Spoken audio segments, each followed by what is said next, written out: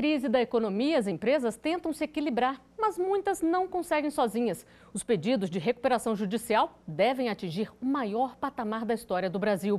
Levantamento da Serasa Experian mostra que de 2 a 5 mil negócios vão pedir socorro à Justiça para continuar em funcionamento. O programa Artigo 5º fala sobre os reflexos na economia das medidas de isolamento impostas pela pandemia do coronavírus e mostra como funciona a recuperação judicial prevista na legislação brasileira. Está na nossa Constituição Federal. Ninguém pode ser obrigado a fazer ou deixar de fazer alguma coisa, a não ser em virtude de lei. A Carta Magna também determina que ninguém pode ser privado da liberdade ou de seus bens sem o devido processo legal. Eu converso agora com o juiz Daniel Carnio, que é titular da primeira vara de falência e recuperações judiciais de São Paulo e também juiz auxiliar do Conselho Nacional de Justiça.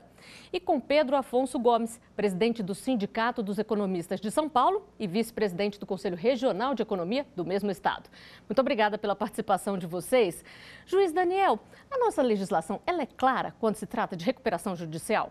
Veja, a nossa legislação que trata de recuperação judicial é uma legislação moderna, é a Lei 11.101 de 2005, que é inspirada nas mais modernas legislações do mundo, mas que durante esses 15 anos aí, praticamente de vigência, ela começa a demonstrar a necessidade de aprimoramentos. Então, quando você me pergunta se a lei é clara quando trata da recuperação judicial, eu poderia dizer: a lei é clara e tão clara que necessita de esclarecimento, ou seja, ela necessita ser aprimorada, ela necessita de uma ajuda da jurisprudência para que ela possa atingir as finalidades pretendidas. Pois é, doutor Pedro Afonso, esses números chamam a atenção e preocupam, e a gente sabe que criatividade e persistência têm sido palavras-chave nesse momento. Só está conseguindo se manter aí quem está se reinventando?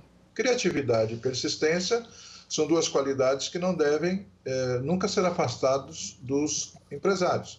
Devem sempre ter. Mas a criatividade e persistência não são suficientes para superar crises. A persistência e a capacidade de se pensar a criatividade tem que ser aliada a isto, a uma capacidade de agir na crise. A maioria dos empresários, até por questões históricas, está acostumada a viver o dia a dia. O que nós temos hoje não é o dia a dia normal, não é a situação normal da economia, é a maior crise do século.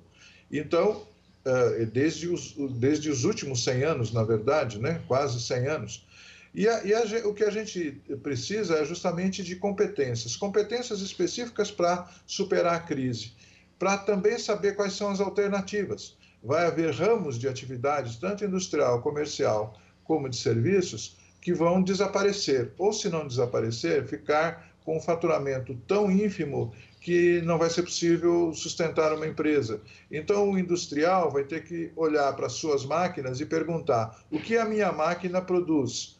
O que eu posso produzir que eu não produzo, sem investimento?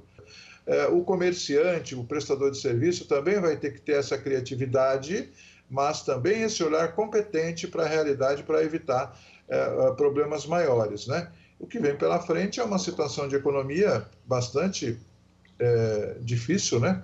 Porque a gente ainda não tem todos os sintomas, mas certamente essa economia vai nos fazer perder muitos empregos, perder muita renda, perder riqueza. E como arcar com os custos se a maioria dos clientes está em casa e grande parte dos estabelecimentos permanece com as portas fechadas? Para evitar a falência, muitas empresas estão recorrendo à justiça. De acordo com o Serasa Experian, os pedidos de recuperação aumentaram mais de 46% em abril. Vamos conferir a reportagem. Por um tempo foi tudo assim, ruas vazias, lojas fechadas. Aos poucos, a vida vai voltando ao normal.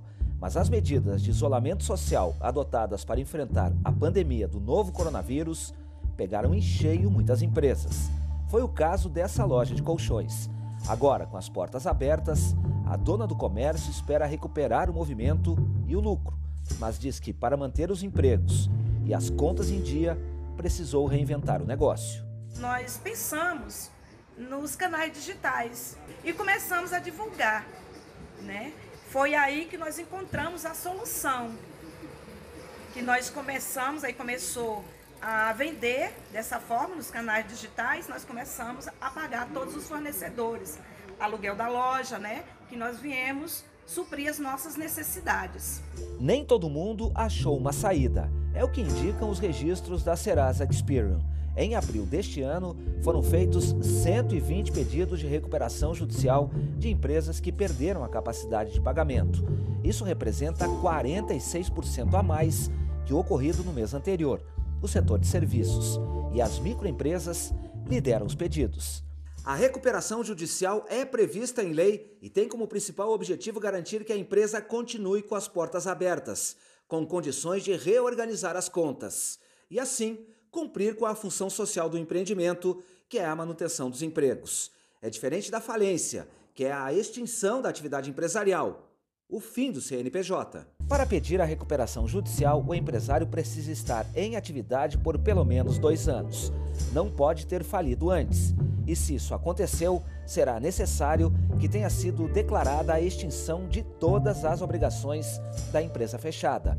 Também não pode ter pedido de recuperação judicial há menos de 5 anos. Juiz Daniel, explica pra gente melhor aí qual é a diferença entre recuperação judicial e falência. As ferramentas jurídicas são 2 ações trazidas pela lei de insolvência brasileira, de insolvência empresarial, que é a Lei 11.101 de 2005. A falência, ela deve ser utilizada para empresas que se tornaram inviáveis. A empresa entrou em crise porque se tornou inviável. Ela não é mais capaz de gerar empregos, de gerar produtos, serviços, de pagar tributos. Ela não cumpre mais a sua função econômica e social. Então, a falência, ela serve para tirar do mercado empresas inviáveis e realocar os seus ativos, pagar os seus credores e fazer com que este mercado seja renovado e este espaço substituído por outra empresa saudável que gere produtos, serviços, empregos, enfim, todos esses benefícios que nós esperamos de uma atividade empresarial. A recuperação judicial tem outra finalidade. Ela deve ser aplicada para empresas que estão em crise, mas ainda são viáveis. A crise é passível de superação. O gestor daquela empresa não consegue, por uma disfunção das estruturas de livre mercado, ele não consegue encontrar qual é a solução para a superação da crise. Então, o sistema legal de insolvência apresenta uma ferramenta que tem por objetivo ajudar esta atividade empresarial a superar a crise e a permanecer em funcionamento. E criar um espaço de negociação entre credores e devedores para que eles, através de uma conversa, de uma negociação, cheguem a uma solução de mercado, né? Cheguem à saída ideal para aquela crise, ideal do ponto de vista de proteção desses interesses sociais e econômicos, e também é uma saída que seja minimamente razoável para o interesse também dos credores. Doutor Pedro Afonso, e quais são aí os pré-requisitos para a empresa poder pedir uma recuperação judicial? Ela tem que obedecer aí alguns critérios? Não, certamente. O primeiro dela é que seja uma insolvência que nós chamamos de insolvência financeira, né? Que é a dificuldade dos pagamentos, dificuldade de cumprir os pagamentos dentro dos prazos necessários, aquilo que ela deve pagar. A negociação entre empresas, entre credores, devedores, ela deve ser comum e ela deve ser respeitada. O Estado, pela lei, vai entrar especificamente para auxiliar a empresa. O que me parece que ainda não está muito ajustado são os papéis dentro da recuperação. A lei de falências menciona, mas não expandiu muito a ideia dos instrumentos necessários para esta recuperação. Normalmente se mantém os mesmos profissionais para fazer a reestruturação e a recuperação da empresa. Só que o problema é que essas pessoas não estão acostumadas com uma lide de muito conflito e de muita negociação. Então, é preciso um acompanhamento muito firme no pós-aprovação do plano, e não que ela seja abandonada, né? Então, essas condições da empresa são muito importantes para mostrar se ela é viável ou não. Uma empresa não viável, ela só custa à sociedade. custa mais recursos, custa mais tempo, etc. Então, isso não tem sentido, uma empresa não viável ser mantida por recuperação. É preciso liquidá-la via falência e pronto. E quem é que determina se esse plano é viável ou não, juiz Daniel? O juiz controlar os aspectos legais do plano, né? Se o plano ele preenche os requisitos mínimos exigidos por lei, e quanto ao mérito, quanto à expectativa de que ele seja de fato cumprido, de que a empresa tenha realmente condições de chegar àqueles objetivos traçados, essa é uma avaliação que cabe aos credores. Eles é que devem acreditar ou não naquele plano de recuperação. E será que é possível aumentar o prazo dado para a recuperação da empresa? Esta é uma das perguntas enviadas para a nossa equipe. O que acontece se a empresa não consegue cumprir o plano de recuperação judicial no tempo determinado?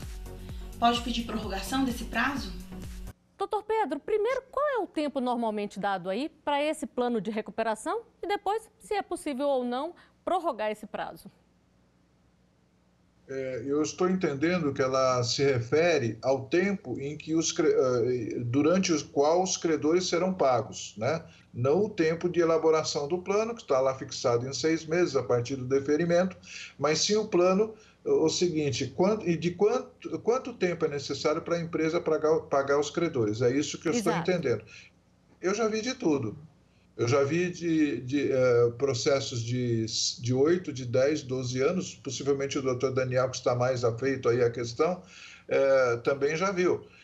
O importante é que seja viável, como o doutor Daniel falou, e eu mesmo já disse, porque é importante a gente salientar que uma coisa é, quando a empresa entra em recuperação, que é um processo extremamente caro, é um processo que demanda profissionais, demanda muito trabalho, e esse trabalho é um custo a mais para a empresa. Então, não é alguma coisa que é dada a ela precisa pagar os advogados, os técnicos, os administradores, e isto vai fazer pesar nos seus custos. Eu trabalhei na primeira revisão de um plano de recuperação no estado de São Paulo.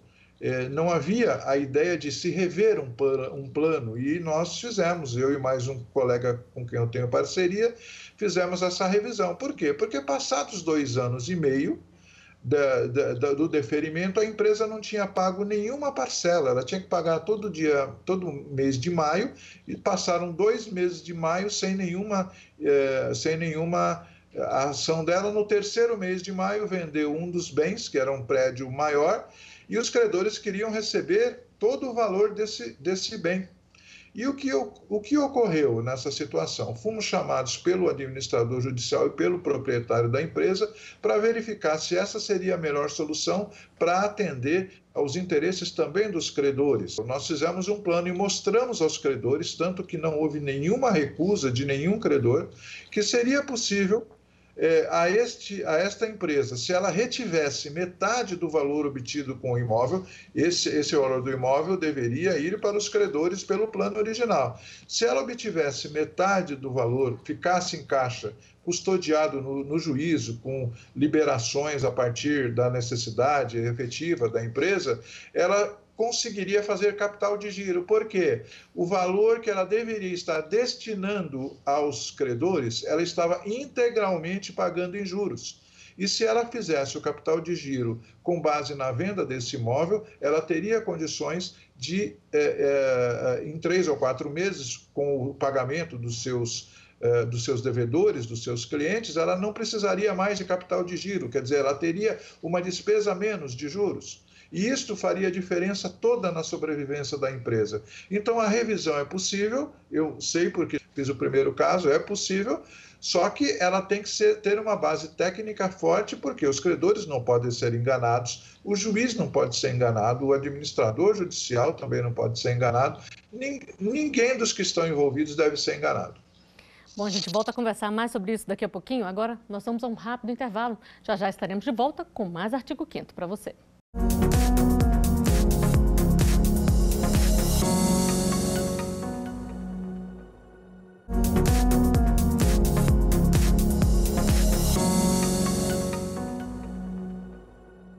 O Artigo 5º está de volta. No programa de hoje, a gente fala sobre recuperação judicial. Sobre este tema, eu converso via Skype com Pedro Afonso Gomes, presidente do Sindicato dos Economistas de São Paulo, e com o juiz Daniel Carnio, que é titular da primeira vara de falência e recuperações judiciais de São Paulo. E um levantamento do Sebrae mostra que entre os setores mais afetados pela crise provocada pelo coronavírus estão construção civil, alimentação fora do lar, moda e varejo tradicional. Outros 10 segmentos estão nesta lista e juntos totalizam mais de 12,3 milhões de negócios, que respondem por mais de 21 milhões e meio de empregos.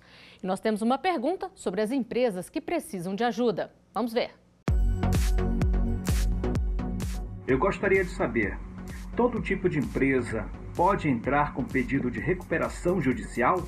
Juiz Daniel, esse tipo de pedido vale para toda empresa? A recuperação judicial é um mecanismo que fica à disposição apenas das empresas, daquelas empresas regulares, formalmente constituídas. E algumas empresas acabam sendo excluídas pelo legislador desse sistema de proteção, por razões próprias da atividade que elas prestam, como, por exemplo, administradoras de plano de saúde, de consórcio e instituições financeiras. Vamos conferir mais uma pergunta enviada para a nossa equipe.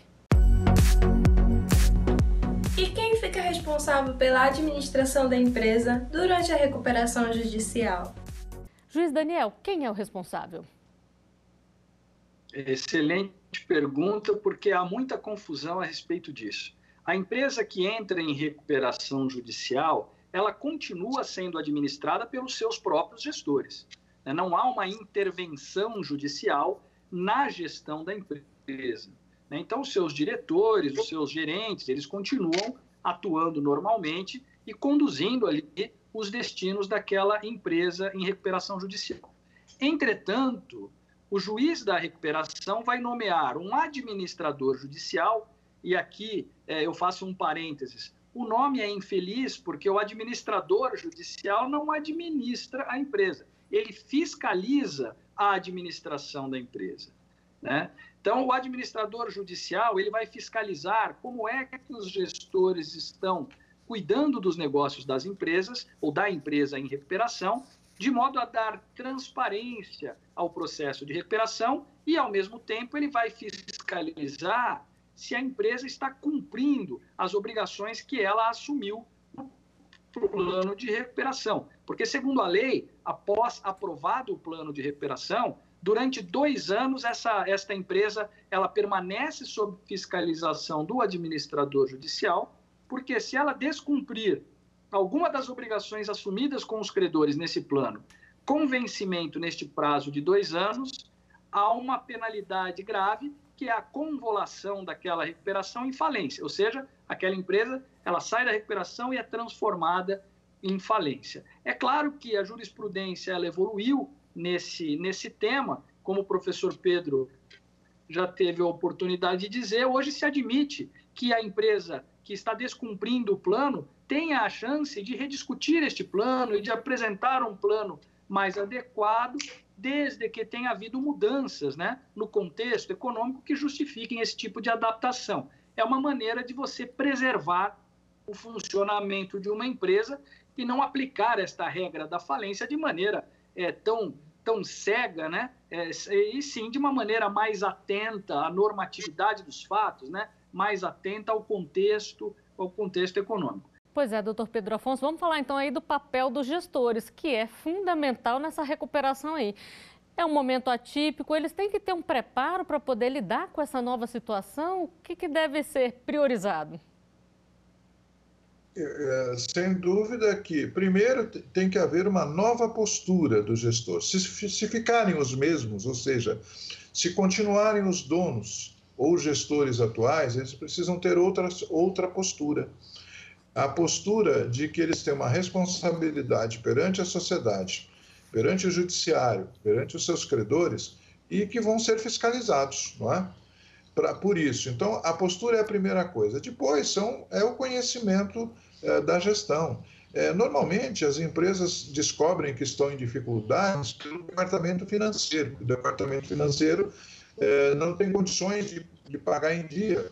Mas o problema da empresa começa lá nas compras, depois passa pela logística, pela produção e pela forma de produção, pelos modelos de produção, passa pelo lado comercial, né? Pelo marketing, pelo atendimento do cliente, pela pós-venda. Tudo isso é a empresa, só que bate no financeiro. Quer dizer, se ela tem uma necessidade de capital maior, porque há um desajuste dentro da empresa, é claro que esse capital vai custar mais para ela, em termos em valores em reais, né? Em percentuais. O custo do capital vai ficar muito alto e ela vai acabar se inviabilizando, não pelo departamento financeiro, mas sim pelas demais. E quando eu falo, então, da preparação, é que primeiro a postura, depois a competência. E a competência exige um trabalho quase de guerra, ou quase de guerrilha. É como se nós estivéssemos na seguinte situação: não se gasta nada, não se faz nenhuma, não se busca nenhuma atitude que não seja o de, com os recursos disponíveis, aumentar a receita e aumentar principalmente a rentabilidade e a lucratividade da empresa. Para quê? Para que esse lucro, esta rentabilidade reverta para o pagamento dos credores dentro de um plano de recuperação, sem fantasias. Ou seja, preciso também, é importante salientar, boa parte dos planos de recuperação que eu vi não tinha isso, que é a situação de você investir na qualidade da empresa e na adaptação dela ao novo mercado. Certa ocasião, num dos planos que eu assessorei, faltavam R$30 mil para se fazer uma qualificação de ISO 9000. E com esses 30 mil gastos, a empresa poderia aumentar em cerca de 300 a 400 mil reais por mês de faturamento. Então, os empresários não gastavam porque não tinham. E não iam investir 30 mil porque achavam que faria falta no caixa. Mas espera, quanto isso daí vai resultar em termos de melhoria da empresa? Então, os focos objetivos, eles precisam ser bem compreendidos pelos gestores. Eu ainda defendo o gestor profissional, o gestor judicial. Quanto custa você ter um gestor mal preparado? Ele vai perder dinheiro todos os dias. E não é muito mais fácil pagar um gestor que tenha condições de redirecionar a empresa? Empresas, na minha visão e na minha experiência, empresas perdem 1%, 2% do seu faturamento por ineficiência dos administradores. Então, é preciso mudar, é preciso nomear gestor judicial. Eu sei que a lei fala que os credores é que têm que decidir isso, mas precisa se chegar a esse ponto, na minha opinião. E o que fazer se o ativo da empresa não é suficiente para pagar as dívidas? Vamos à última pergunta. Os bens pessoais dos sócios da empresa podem ser utilizados para pagamento de dívidas? Os bens dos sócios podem ser usados, doutor Daniel? Duas situações distintas que podem acontecer. Uma delas é o próprio sócio ser o garantidor contratual das obrigações da empresa, e aí o patrimônio dele estaria sujeito ao cumprimento dessas obrigações. E a outra situação é a desconsideração da personalidade jurídica, onde o patrimônio do sócio pode ser atingido porque houve ali algum tipo de fraude, de confusão patrimonial, de tentativa de lesar os credores. Então, nessas duas situações, nós podemos ter aí o patrimônio do sócio sendo utilizado para pagar as dívidas da empresa. E temos aí uma terceira e última situação, que também não é tão incomum, ela acontece com alguma frequência, é o próprio sócio voluntariamente, num processo de recuperação judicial, oferecer patrimônio próprio para pagar os credores da empresa na tentativa de ajudar a recuperação do seu próprio negócio, né? Então, ele, ao invés de esconder o patrimônio dos credores, ele coloca à disposição o seu patrimônio para facilitar a recuperação da empresa, mas o faz de maneira voluntária. Pois é, doutor Pedro Afonso, nós estamos falando aqui de credores. Existe uma ordem aí de prioridade no pagamento das dívidas? Existe sim. Eu queria só voltar um pouquinho no que você falou sobre ativos. Ativos suficientes para pagamento, nós às vezes esquecemos dos ativos imateriais.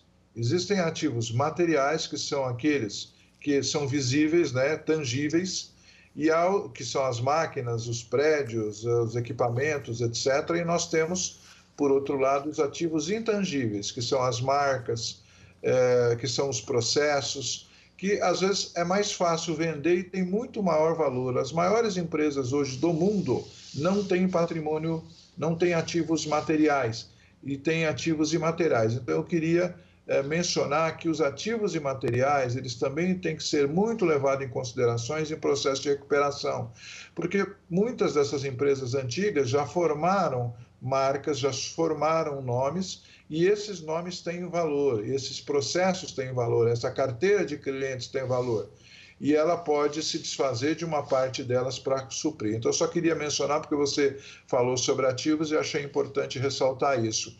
Sim, e com relação ao que você me pergunta, sim, existem algumas classes, né, de credores, aqueles credores preferenciais, que são os funcionários, né, os trabalhadores até uma determinada circunstâncias, aqueles que têm garantia real e aqueles que não têm nenhuma garantia real. E são 3 classes, basicamente. O que eu acho que ainda não está resolvido de forma suficiente é o credor governo, né? O credor tributário. Eu acho que ainda não está bem resolvido, porque todos fazem um sacrifício, entretanto, o Estado não está fazendo o seu sacrifício, que é o quê? Parcelar também esse valor em prazos maiores do que é possível. Porque uma empresa, ou ela destina ao pagamento dos credores ou destina ao Estado. É claro que as finanças do Estado são importantes, mas é importante também que se reveja um pouquinho esse item aí que não está muito coberto na legislação. Só para a gente deixar bem claro, primeiro vem os trabalhadores e depois quem vem na sequência? Recuperação judicial, nós não temos uma ordem de prioridade de pagamentos. Os credores são divididos em 4 classes para fins de votação e aprovação do plano. Né, os trabalhistas, os credores com garantia real, né, os credores quirografários, eles são divididos em classes. Agora, na falência, aí sim nós temos uma prioridade de recebimento. Quem é que vai receber primeiro naqueles pagamentos que serão feitos na falência? Primeiro de todos é, de fato, o credor trabalhista até 150 salários mínimos. Depois nós temos o credor com garantia real. Depois nós temos o fisco, né, em terceiro lugar. Depois nós temos os credores com privilégio especial, com privilégio geral. Depois aqueles credores sem garantia nenhuma, né, e depois aqueles credores subordinados, que seriam os últimos a receber.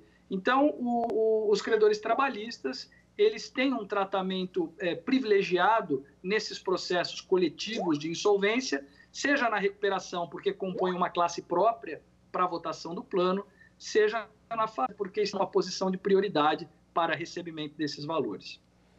Bom, a gente teria muito mais a conversar aqui, mas infelizmente o nosso tempo chegou ao final. Muito obrigada pela participação de vocês aqui conosco. Eu que agradeço. Muito obrigado pelo convite, contem sempre conosco. Obrigada.